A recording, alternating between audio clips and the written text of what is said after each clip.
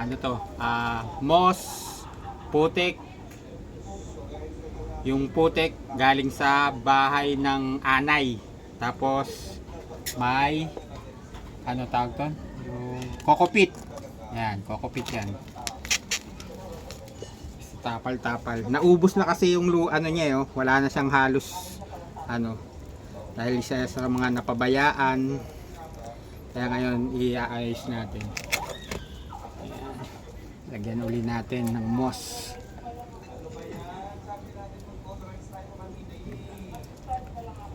Didiin natin para yung mga pagitan magkakaroon ng laman.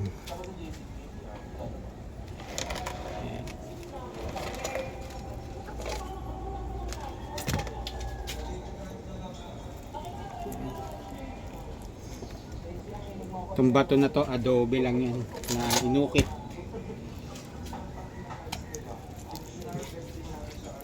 Ayan.